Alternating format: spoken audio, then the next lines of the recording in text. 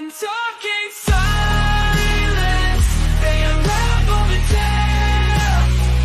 Every twist, every turn, never fail. Movies, TV shows, and lifestyle. In the realm of Hannibal, they find a big eye. I'm talking silence. Let's do a little bit of math. What do you get when you get Julianne Moore, Anthony Hopkins, Gary Oldman on the same screen together, all written and directed by Ridley Scott? You get a bunch of crap known as 2001's Hannibal. Hello, welcome to Talking Silence. This is the limited series where we go through every piece of media with the good doctor, or well, the not so good Dr. Hannibal Lecter. I'm 1/4 of your co-host. My name is Ryan Cam. Joined, as always, from 3D Movie Cinema is Jacob Collins, who just got Wi-Fi back today. So just in time. Yeah, literally, like some fucking asshole, like cut literally some fucking asshole down the road, went and cut the fucking optic cables off of the Wi-Fi, like the little, like, you know, because I guess they're trying to steal copper or something from the Wi-Fi cords. So literally everyone in my neighborhood was out of Wi-Fi since Saturday, and I'm like, I don't know how I'm going to do this. I really don't know. I'm just like, fuck, I'm kind of shit out of luck on this. So I was everybody just turned to the Verizon guy. Can you hear me now? How about now? That's one. Can you hear me now? It was that bad. Like literally 2 hours ago, 2 hours, I got Wi-Fi back 2 hours ago. And I'm like, the first thing I was doing is I got to do a review for Sea of Thieves. So I was like, I got to play some Sea of Thieves real quick. Well, God bless Spectrum. But from his channel's name, it is Jason the Old Millennial. Jason, how you doing? Doing good. Yeah, I was without electricity for about 11 days, and it came back. Finally had to change the breaker box. And once I did that, it was fine. So I've been with electricity for a week now. It's great. I love electricity. You never know what you have until you lose it. But Matt, what how suffering did you suffer through now? Yeah. Matt, what did you suffer through now? You got from waiting 11 goddamn days for this. That's what I had to suffer. I don't know how you live without electricity 11 days. I would go fucking nuts without electricity. Like, you would turn into Jack Torrance from The Shining. Yeah, exactly. We get snowed. No, everything gets snowed in, and we write a novel, and everyone gets axe murdered. All work and no play makes Matt a dull boy. But we have waited quite a bit of time, a lot of it out of our control, for this moment. Probably for this moment. For at least until I see Hannibal Rising, the worst movie with Hannibal Lecter in it. Well, don't they? Didn't they already did like a Red Dragon prequel to The Silence of the Lamb a year? In the business, we call this foreshadowing. Yeah, that's the next movie we're watching. Yeah. That's supposed to be the next one. Yeah, let's. That's actually good. That one's actually good.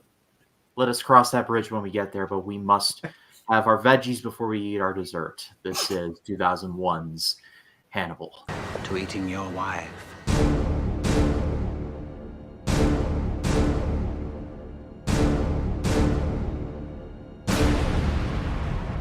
Living in exile, Dr. Hannibal Lecter tries to reconnect with now disgraced FBI agent Clarice Starling and finds himself a target for revenge from a powerful victim. I covered this movie for a Scary Mania a couple years ago where I covered all the sequels to stuff that I reviewed, and I will not go so far as to say this is the worst, like worst movie of all time. It's competent. But I think in terms of some of the decisions they make and the routes that they go, it pretty much it kind of killed this character for a few years. And Red Dragon did a little rehab on it, which we'll talk about. But I feel like with Hannibal, it's like Silence of the Lambs is like the penthouse, and then Hannibal is the outhouse. But it killed all. It's like you're coked up one of your family member that you know what that lives in his mom's basement, but you know what, he's still family. Well, you know what? To be fair, I read the book and I seen the movie, and I will tell you, this was made. Basically, what happened was Silence of the Lambs had come out and was such a huge thing and movie and everything, And what happened was Dino De Laurentiis, the one who made Manhunt and gave away the rights of Silence of the Lambs, said, "Hey, that movie was a huge movie. We should literally make a sequel to Silence of the Lambs." And so he asked the book author, Thomas Harris, "Hey, when you make a sequel, give us exclusive first dibs, okay?" And then he goes, "Okay, but look, we want to start production in like 3 years, so you need to hurry up and write this damn book." So Thomas Harris rushed out a book, got it out there, and then they went and made a script. They literally said, "Oh, Jonathan Demme, you and Ted Telly, your screenwriter, write a script real quick, and we're going to get Jodie Foster and Anthony Hopkins back." And then Jodie Foster read the book and said, "This is shit." And then so did Anthony Hopkins. And so basically, Jodie Foster said, "It's disgusting. There's incest plot lines. There's a pedophilia storyline." And he goes, "On top of that, this literally as a guy eating a guy's brains." And she goes, "I don't want to do it." And also, she didn't like the sexual tension between Hannibal Lecter and Clarice. And so she said that felt a betrayal to the character. And on top of that, the biggest thing where she was just like, this is the biggest fuck you to her, was that they wanted to pay her the exact same amount that they paid her for the first, that she was being paid for that. And I'm like, she's like, I literally won an Oscar for that role. No, it's essentially a middle finger to Jodie Foster. It's like, fuck you, you're not going to get paid more for the sequel. Yeah, I bet they paid Anthony Hopkins a lot of money for that to come back. Because from what I heard, Foster and Demme were like, "No, we're not going to do." The script that they were given, they just did not like, and it's different than the book, as you've alluded to, I think. What I've heard is I don't understand the book ending either. I'm like, to me, the only good ending would be if Clarice killed Hannibal. To me, that would have been a good ending to the movie. I'd be like, okay, this is a good conclusion to the story. That would be my what I would have done. So the way they ended, I was like, okay, what was the point of all this? They were hoping another movie they could get made. They're like, "Oh, we got to make another one." But what they said, what happened though, was Jodie Foster, Jonathan Demme turned it down, and Ted Talley turned it down to write it because it was terrible. And then what happened was they had two choices, because they said, Dino De Laurentiis said in an interview, "We can do two options. We can go after Hannibal Lecter and get Anthony Hopkins back with lots of money, or we can go after Jodie Foster and get her back with lots of money." And he goes, "No one really cares about the protagonist." Right. He says, "Everybody cares about who the monster is, and you have to have Anthony Hopkins as Hannibal Lecter. As for Jodie Foster, you can recast. She's like James Bond. You can recast with anybody, and people will go see it as long as the villain is good." And I'm like, that's a terrible mindset to think. And of course, that's what happened. And I think Anthony Hopkins regrets it. From what I've read, he regretted doing this movie. So nobody was happy. I think Ridley Scott maybe even regrets it. Nobody was happy. I think it was one of those times where Ridley Scott proven that he can make a bad movie. He was at his prime when he was coming off of Gladiator. He's coming off of Gladiator. Yeah, it was like this movie came out a year after its release of Gladiator, and then he was making Hannibal, and then the reception had been very bad. This is literally like, okay, this was like the Silence Less like the Dark Knight, and this was like the Dark Knight Rises. Everybody was so hyped for this movie. It's like, oh my god, Hannibal. But then what had happened was mainly the biggest FU was, okay, Jodie Foster's not in this. That's the biggest thing that kind of was like turn away. But Anthony Hopkins, like, he was the face of the marketing. He was just like a creepy staring at the posters and everything. And honestly, I guarantee if Jodie Foster would have been in this movie, it would have been him and her on the posters. It would probably been like. No, they would have marketed if Jodie Foster would have returned for the role. They would have marketed both of them at the same time. Let's be clear, Julianne Moore is no slouch. She is a very good actress. Oh yeah, she did the best she could. The material that she was given. I felt like she was a bitch in this movie. Like, Jodie Foster was someone who is like an innocent, like almost like she literally is like someone that has fear, build up trauma. And then this Clarice is like, fuck. Like, the way she portrays it's just almost like an asshole, to where I'm like, I could see why they hated her in this one, but like in the first one, like and I felt like the hate was unnatural. Like, she did nothing wrong because she's a woman, you don't like her. But in this one, they hate her, and it's justifiable because I'm like, she's an asshole in this movie. She's literally just like oh man, I shot a woman, and man, now I'm in suspension, and now I gotta. No, but did she break down and cry when she killed the mother of the child? Yeah, I was going to say there's like a. I remember she broke down and cried. She felt remorse. The way she portrays that, I feel like she's just being like, she's almost portraying like, okay, Clarice is an asshole. You have a good point, but I think that, like Matt pointed out, there are scenes where the movie's trying to build sympathy but she doesn't really sell it. So it feels like a fusion confusion of tones throughout this whole movie, if we're being perfectly honest. And honestly, we'll get to certain brain-related moments in terms of tone in a second, but I feel like that's the headline of this movie. It doesn't know what it wants to be tonally. Yeah. Like, you knew what Silence of the Lambs was. Hell, you even knew kind of what Manhunt was, you know? Yeah. But this movie does not have a tone because it's like, okay, the movie doesn't know whether to focus on Clarice or Hannibal Lecter. And I feel like if MGM like would have made this, because this was not made by the same studio. This was made by Dino De Laurentiis, the De Laurentiis company, because they bought the exclusive rights to Hannibal Lecter. So that means everything afterwards was made by them, except for Silence of the Lambs. And so what happened was, I think they did not know, because Jonathan Demme, I feel like if he would have made it, he would have knew who to focus on, which the focus should have been on Clarice. Clarice should have been the focus. Hannibal, the reason why it worked in silence, because Hannibal Lecter is a supporting character in Clarice's story. This movie, because it's called Hannibal, it has to be about Hannibal. He's no longer the main course, or he's no longer the side dish, he's the main course. And Well, there are parts of the movie where I really liked Hannibal Lecter when he's trying to pursue Hannibal Lecter. Like, he's literally, to me, I'm like, you're a dumbass for doing that. You are a dumbass. You are a big Hannibal dumbass. Lecter's trying to even pursue Clarice kept calling him, like, don't fucking pursue him. He will fucking kill you. It's a tiger. You're basically, it'd be like a redneck trying to tame a lion. Going, I got this, man. I got this, man. Watch this. Come here, tiger. Come on, boy. And the tiger's trying to claw you. I already bit you. You're like, man, you want to die. Like, seriously, that's how I felt watching one. This dude is so like, this is going to be good for my career. This is going to be good for my career. And it's for the reward. The reward money was out for like $30 million for it to capture him. Jason, I think you will appreciate this reference, but this character, to quote Jim Croce, he tugged on Superman's cape, he pissed in the wind, he went messing around with an old Lone Ranger, and he messed around with Jim.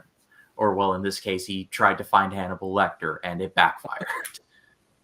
I mean, Hannibal Lecter, don't you feel like he kind of knew? Because whenever I was watching the scene where he picked up like the briefcases, I feel like Hannibal Lecter he kind of was. I think Hannibal Lecter was following him and was kind of feel like, I'm just going to wait and see how this plays out. Hannibal Lecter, like, I'm going to wait and see. And I think once that confirmed, when the guy with the mugger showed up and he killed the mugger, I think that's when Hannibal Lecter goes, okay, I'm going to have to kill this man now. Oh yeah. Did he like stab him in the testicles? He's trying, he said he tried to stab him in the dick, and I'm like, that seems so stupid. Tell like, I was like, he's trying to stab me in the dick. Oh, he missed. Like, no, he pretty much got you in the testicles. Like, what the fuck? What? What's Yeah. that about? Like, what the hell? I was like, That was a weird look. That's kind of a weird way to die like that. I will say, I don't know if I should laugh or should be feel sad for this character. In Just season took away three, Like I his said, manhood. total fusion confusion. You don't know whether you should be laughing, crying, or going to the bathroom. Brian Fuller, I will say Brian Fuller in season 3 of Hannibal, when they do this storyline, the Hannibal storyline, they do it much better than the freaking book or the movie. Because I'm like, okay, this makes sense compared to the other one. But I will say there are things that I thought did so much worse than the book even. Because I'm like literally, you get a mugger, like, okay, he has a lit cigarette. Can't you take the cigarette or something? Or like I'm sure he's moved shit. What about the briefcase? It's like, I mean, obviously he had to pack it. You think he just put gloves on? Even if there's a chance. I mean, there's a chance you could find gloves somewhere. He's not that neat. I mean, obviously he's trying to portray like he's that neat. And I just thought also Ray Liotta's character is just a fucking idiot too, by the way. Oh, he was a total fucking idiot. You know, Ray Liotta, he's been I was in watching Goodfellas, he's been in all of these movies, and there's like a chunk of people who just know him as the guy who eats his own brains. He literally, You know that scene when he was eating the brain? I now get the reference where they were making fun of in Scary Movie 2. They did something similar to that, and I was like, where did they get that from? Oh, when I watched this, like, that makes sense. I'm glad you mentioned that, Matt. It's your brain on drugs. You know, Scary Movie 3 came out like a couple of months after Hannibal. Well, no, it's a Scary Movie 2, not 3. Scary Movie 2 came out literally. They shot that so fast. That scene was literally, that movie was out in theaters. They shot it and then they released it. So basically, that movie from the time length was like so fast. You're like, what? Damn. So like, they probably saw that scene like, all right, add to the script, hurry, add that shit. But like, literally, also, what's so crazy about Ray Liotta is he sees a naked drawing and he goes, hoo, hoo, hoo, hoo, He's laughing, thinking that shit's funny. Remember, he's in the lab. Clarice is over there on the laptop or computer, or whatever, and all of a sudden, or listen to Hannibal Lecter recordings, and he looks over and sees a naked, like they cover up the drawing's boobies, and then he opens it up and goes, like, I don't remember him laughing like that. like, he was laughing like, he's like, I see boobies. Like, I'm like, it's not that funny, guy. It's not that funny. It's like when I walk around, I bet you this dude walks around statues in Italy and goes, a penis, a penis. Look at the guy's penis, everyone. Just like quoting Colin Mockery from that one Scenes from Manhattan, whose line is it anyway? Come on, baby, statues stay harder longer. I didn't see it in theater or anything, of course, because I'm from a strict Christian family, so I wasn't allowed to see rated R movies. So I didn't go out and see these kind of movies. But of course, I knew people at high school that this was very hyped up. I remember people being excited to go see this in the movie theater, and I remember talking to people after it came out, and the first thing they talked about was the brain scene. That was the scene that everybody wanted to talk about. So I heard about that scene back in 2001, and I just saw the movie just last week. So I finally saw the movie. But I remember hearing that story when, back when I was 17 or whatever, and thinking, wow, that's horrible. That's like, and I remember thinking I never want to see the movie because I thought that's gross, and I just was so put off by it.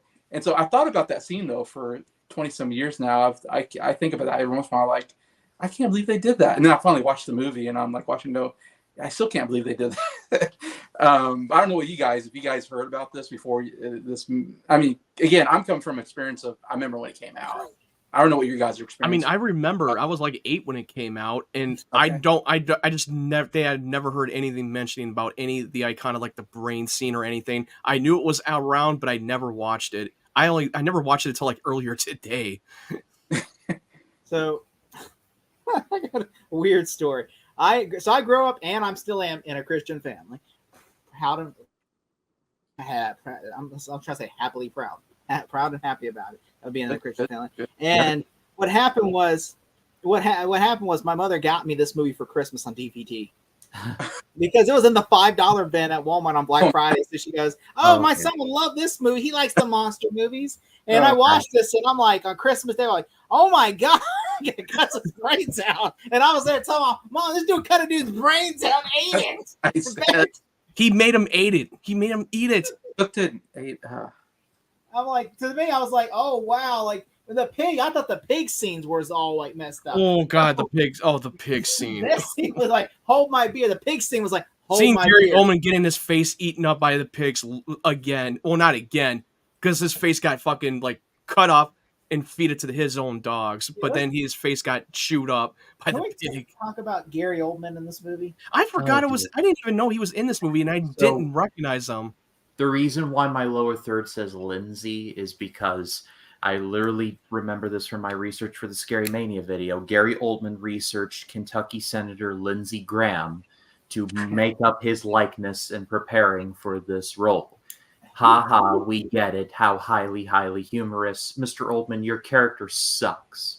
Profoundly. I can't really defend it or against it, but like, I think the actor in the Hannibal TV show does a better portrayal of Mason Verger than Gary Oldman. I keep trying to hype him. I'm saying the show does a lot of things better than this movie. Okay, I'm just saying the show does a lot of things better. We've established that. But I will say this, though, Gary Oldman also, apparently he had issue. Him and Ridley Scott got into it a lot during filming and everything. So apparently he just asked to go uncredited. He's not in the credits in this movie. Like, he literally even said, like when he didn't do press or nothing, and said, it was just my appearance was it was like a hidden cameo in a way. But I'm like, you're not a cameo, dude. You're in the whole freaking movie. And so, which he got paid for and everything. But yeah, Gary Oldman played Mason Verger. And I just can't believe that Gary Oldman, you know, is Dracula. This dude was Dracula, what? This came out in 2001 and 1992. So that's 8-9 years ago or something like that. Yeah. He was Dracula, and which was so well done. This one, I'm like, he plays it like, hello, yeah, hello. Like, he plays, hello, yeah, my name. And Gary Oldman. It's like an imitation of Hannibal Lecter almost. And Gary Oldman's a great actor. Let's not get that twisted. Sirius Black in the Harry Potter movies. Commissioner Gordon is so He was good. in The Fifth Element. Then he was in the Leon the Professionals. Yep. Yep. I love him in that. I loved it. Everyone. I will say, and also I find his backstory, it's really fucking disgusting too. Like I barely paid attention to what the fuck pedophile. about his backstory. His He's a character's so pedophile. fucking boring. Oh, that his Look. parents paid off, and then Hannibal Lecter mutilated him. I don't understand what happened. That's my question. Why did he cut his face? Because Yeah, he I was just a like, pedophile. why? He was in the book, and he kind of explained it. He was a sex offender, okay? And so what happened was he molested children, and so basically he got away with it. His parents paid him off, and in the court said, "All you gotta do is go see a therapist." He saw Hannibal Lecter, and Hannibal Lecter does not like when people go after children. He thinks that is the one line he does not cross. Okay. And he says, I get it now. That makes and sense. so he basically that pissed him off and said, he didn't kill him. He said he's just going to deform him and make him scarred for the rest of his life the way he made the children scarred. So basically he gave him LSD or whatever, made him cut his face off and feed it to the dog. And then afterwards he snapped his neck and paralyzed him.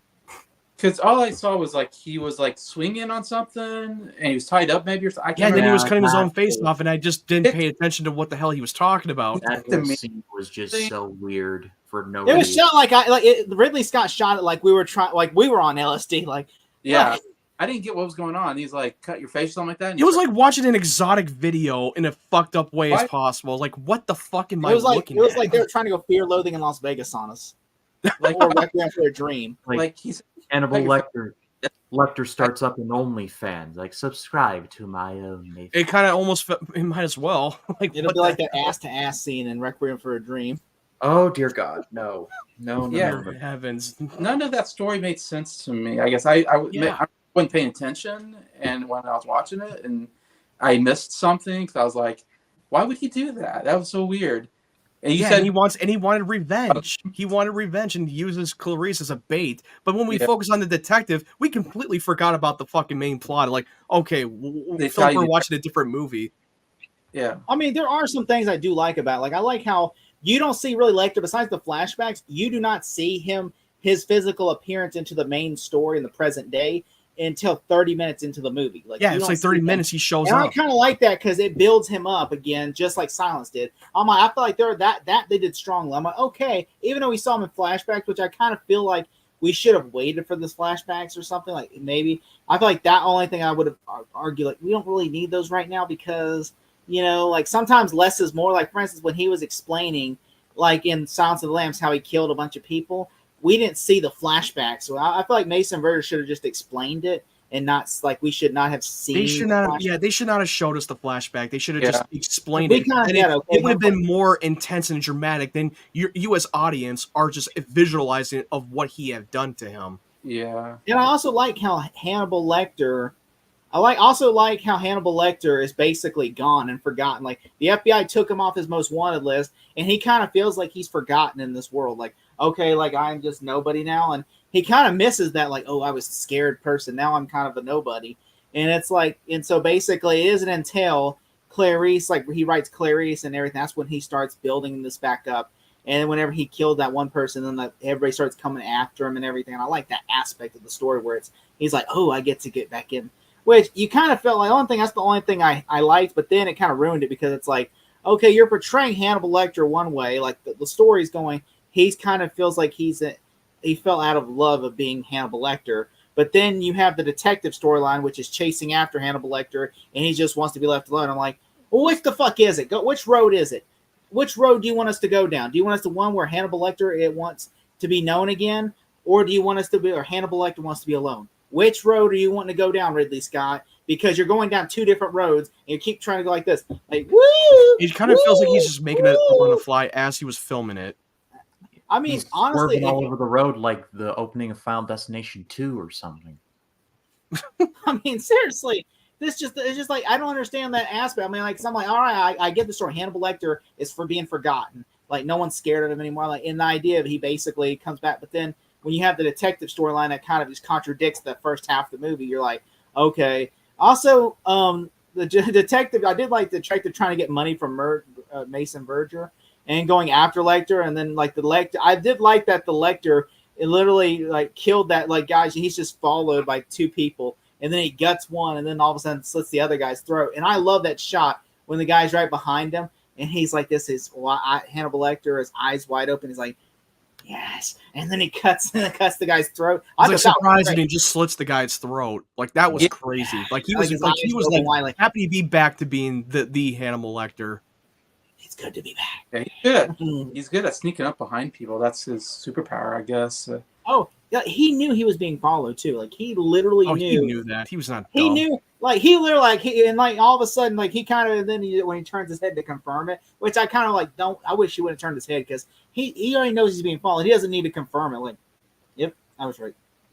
You know, which I'm like, which also I do like how like when then of course. He guts the guy literally in front of everyone, just guts him and then pushes him over and says, you got 2 options. You tell me what I want. I won't go after and eat your wife. Which I'm like, well, I was like, poor choice of words there, Anthony Hopkins. Really poor choice of words indeed. We have a whole opera section. I'm like, what is this movie? What are we doing here? Well, I understand that because Anthony. We get it. It's in Italy. Like Italy's got opera. Like opera's everywhere. Like what is your? Bored. I'm like, why are we in opera now? It feels like this would have worked better with a character that like because there's like 3 different characters in this movie and like neither one of them are a star. Like Clarice probably has as much screen time as Ray Liotta does in this. Honestly, Clarice getting 5 she frames and I'm like makes no sense. It's like okay, like he wrote you a love letter. Well then do Prince on it. And everybody's just like, well, you're fired. We're on suspension. You know, which that made no sense. That was so stupid. Yeah. Which also I did like that Hannibal killing Paul. And feed him his brain bar. That's like Hannibal forcing the other guy to kill Mason, or he will kill them both, kind of thing. He's like, if you push him in there, he goes. Then you know what he says? I will say I did it, and I'm like, which in the book he basically tells him like, if push him in there, or I'm going to kill you both. I was gonna say I didn't understand why he pushed him in. I was like, yeah, I never understood. Like, and he wanted to back out on that for getting fed by the pigs. And yet he wants to back out, and then he just pushes him in. Yeah, it just seemed sudden. I did not understand. It felt like very sudden. Well, what happened? That's what happens in the book. He tells the guy because he says you push him, and he's not push him in. And what it is, they're not even in pig farm, by the way. They're literally in electric eels. Like he literally pushes him into a tank with electric eels go through his throat and kill him. And I'm like, it's actually cool, but obviously they. You let me know when he gets superpowers like Jamie Foxx. Yeah. Which that's happened in the book. So basically, fixes the gap in his teeth. Yeah. I'm Electro. Bow, bow, bow. It's my birthday. Time to blow out. Time for me to blow out my candles. I mean, seriously. I mean, that would not have been stretched. I've been like, oh my god, now he's Electro. Wow. Like he's a variant. But yeah, he's not Jamie Foxx. Imagine if Jamie Foxx is Mason Berger. He says, Raj, little Raj, go get my gun. We're gonna shoot it. Little Raj. That's what he would have called him. I'm sure that's what the guy would have been named, Little Raj. Little Raj. Like, you know, I was watching Django Unchained last night. Yeah, Django Unchained also. And he's like, Little Raj, go get my gun. He goes, I'm gonna shoot this hunky's ass.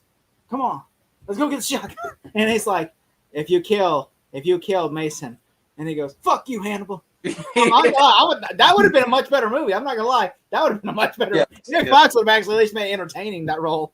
He's like, Ridley Scott would have been like, Jamie. But also, Hannibal just sneaks into the guy's house, and there's a guard dog, and he just stands there.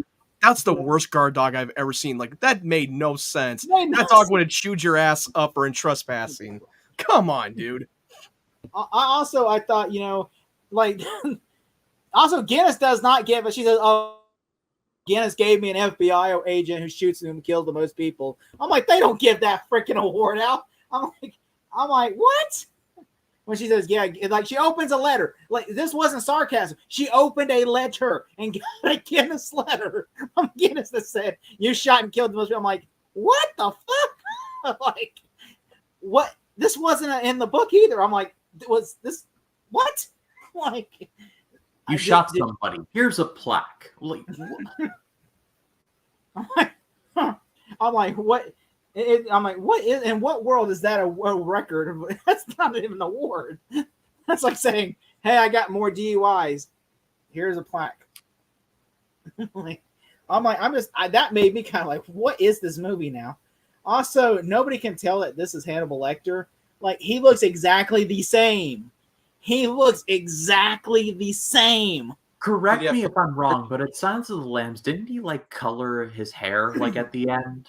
Yeah. So like what? No, he had a wig on. No, he had a wig. Yeah, Well, hold this on. was Yes. to be fair, this was 10 years later.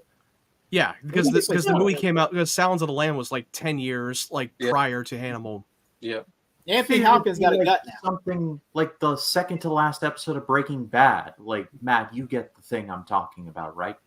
Yeah. Oh yeah, I definitely know what you're Good. talking about. Yeah. The We Granite don't State really like in the episode. dark. Bad talk coming to the channel very soon. But I you know, that's the only thing that bothered me. Like, but also the scene, the biggest that pissed me off. That I felt like, how dare you? Jonathan Levin would have never have done this. Jonathan Demming, sorry, not Jonathan.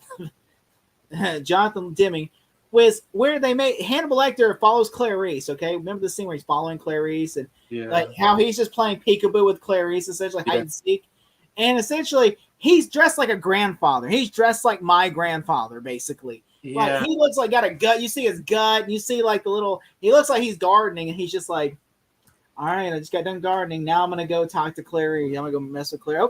Oh, she's hiding." And I'm like, it would have been more effective if he actually had a suit on. Like when he had a business suit, he was more intimidating. But whenever he was like just like someone's grandfather, I'm like, what? Yeah, just casually dressed. It's like He's just like casual Friday for him. Like, yeah, it's well, casual Friday. casual Friday. So who am I? Well, you don't want to be suspicious if you're dressing up in a suit, because then it will be more suspicious when you're Wouldn't it being have been more followed. interesting if he dressed like an FBI agent or something? Wouldn't it have been more like? That would have been more suspicious if he dressed like an FBI agent. I kind of wish that Mason Verger would have got his old uniform and put the uniform on him at the end, so you could see Anthony Hopkins in the uniform one last time. Because I thought that was so cool when they put the mask back on him. I thought that was really cool. You know, like, and also like, I like how like, I also like, you know, when the also when the pickpocketer is following Hannibal Lecter, I could have swore they're playing the Joker's theme from The Dark Knight, Really? like dun dun. I don't. Yeah, maybe. Which, to be fair, this is Hans Zimmer. Oh yeah, it was composed by Hans Zimmer. Wow, man, this had too many talented people to make this a bad movie. I know. Yeah, I mean, That's Hans the Zimmer did the Amazing Spider-Man 2, so yeah, he's done some bad. Hey, that was a great score though. Unlike Great, the Lion some King parts remake. had a great score, some parts of it were not. let's I just like the say electro not everybody bats 1,000. Let's just leave it. I mean, the lyrics of fucking Electro was way too on the nose from that scene in Times Square. I love the music behind it, but the lyrics, the vocals, that was way too on the nose. I think honestly that was like one of the 7 people that worked on the score. I thought that was, you had so many people working. yeah, there on were like that. it was called literally 7 people worked on the Amazing Spider-Man 2 score. 7 people. It literally is called the Magnificent 7. Literally.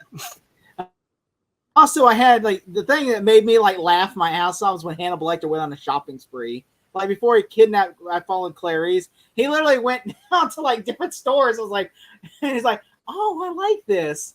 He's like, "Oh, I like this." Too. No one was able to recognize him. No one recognized him. The shopping spree. He literally, and where did he pay for all this money? Yeah, Did he where is steal he Paul's getting all credit this card? money from?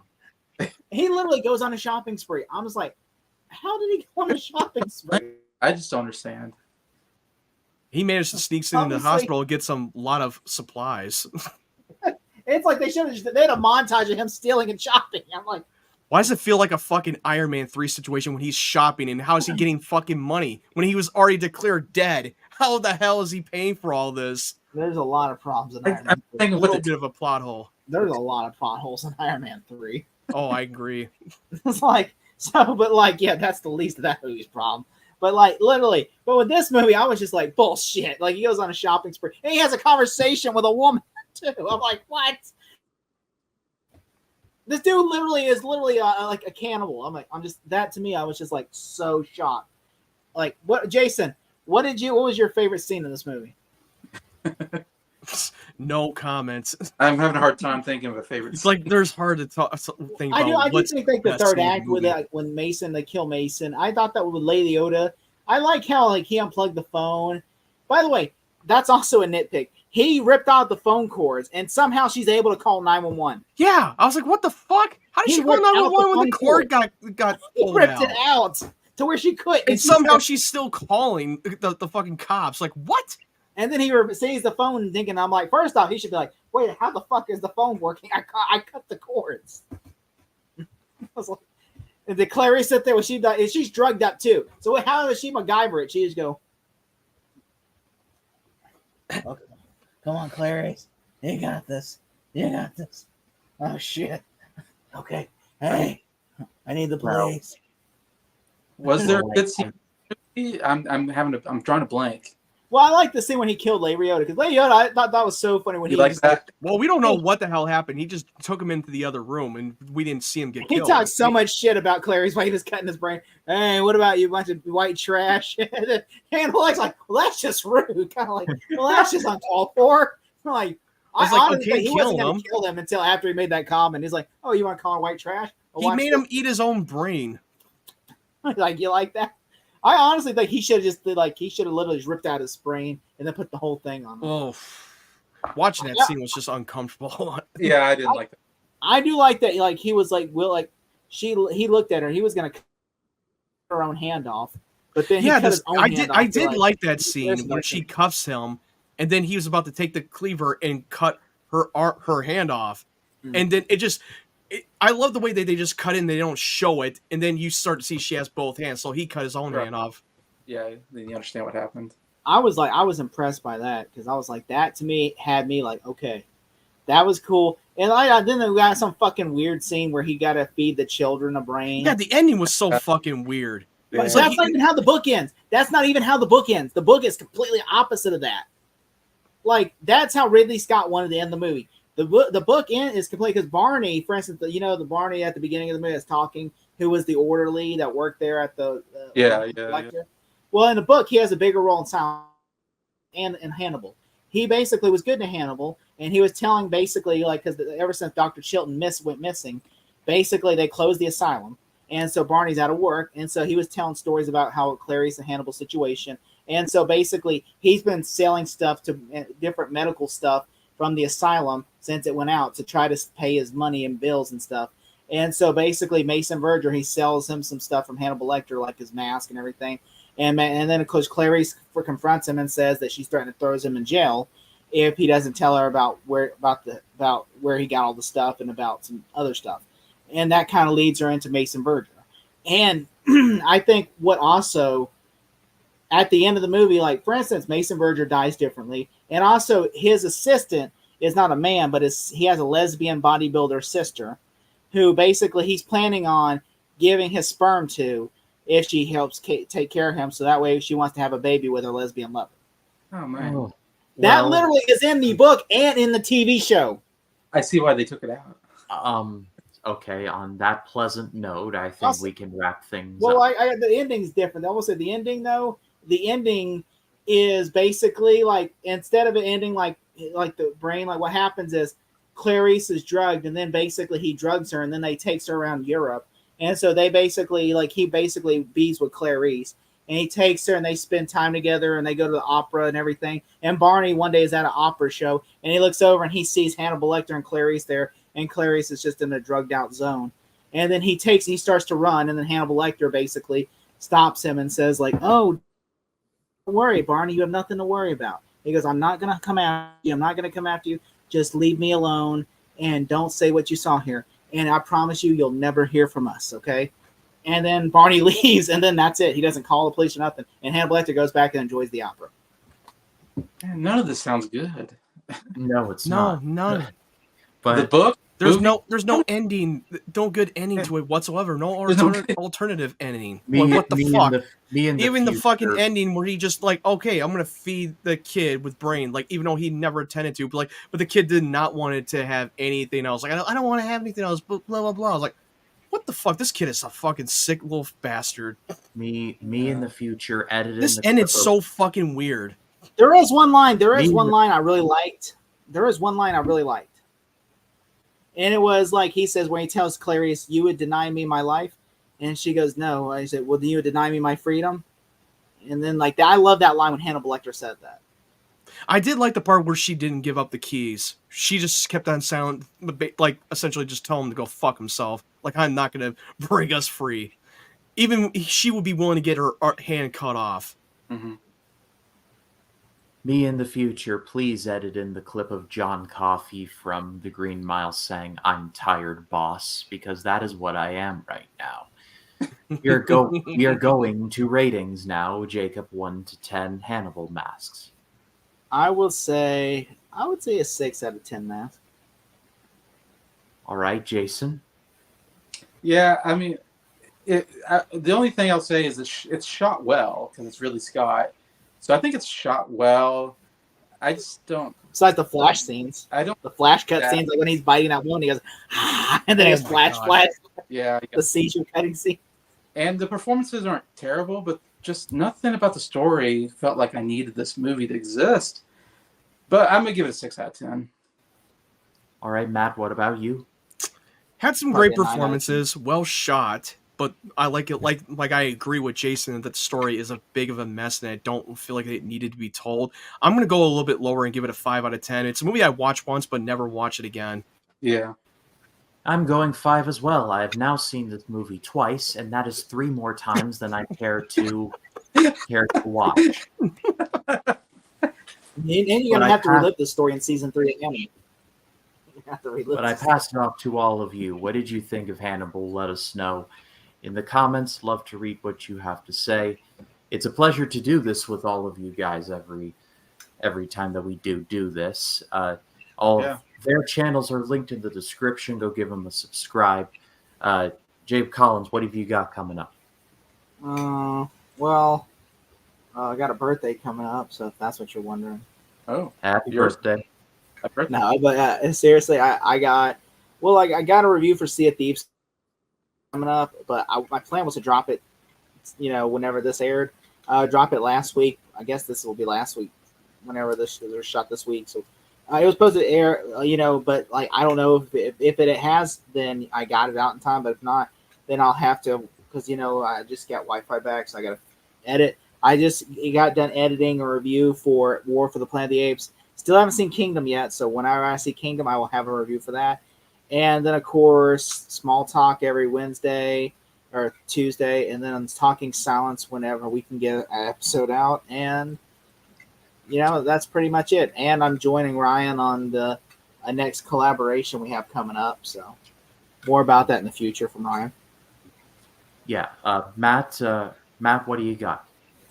Well, my recent review I put up is Kingdom of the Planet of the Apes and The Fall Guy, so be sure to definitely check that out on my channel. And I'm going to be seeing the new John Krasinski movie called If this weekend, so I will definitely put up a review after I got out of seeing the film.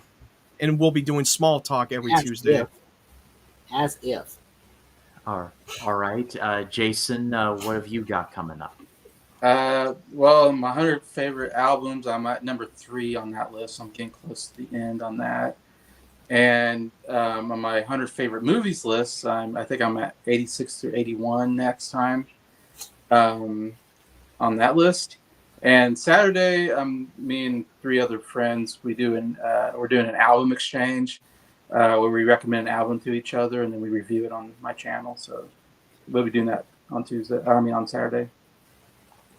All right, well, everyone's links are in the description. Go give them a subscribe. As this channel goes, the 1999 Project is rolling onward. Small Talk is rolling onward. I got a ranking for Planet of the Apes coming up. I got a Strangers review coming up for both of the Strangers Prey Ignited and Strangers Chapter 1. Put your hand down, cat. But we're not in the Zoom. Everybody can see you. I know, that's what sucks. Is like I can literally flip off Matt, or I can do whatever I want, but it's like they can see. As long as you're not, because in the Zoom, as long as you're not talking, nobody can see you. I mean, that's not entirely true. I can always do this. But you can put it off that. or that. I mean, I could just, keep going talking like this, or then maybe do something like that, or then maybe bring it back around town, and then maybe go away again, or swing in a shalinga. Okay, there, You're mad with power, right? straight to the head. But got tons of content coming to the channel. I'm on the road to 500 subscribers. I'm within 8 of getting to 500, which is a crazy number.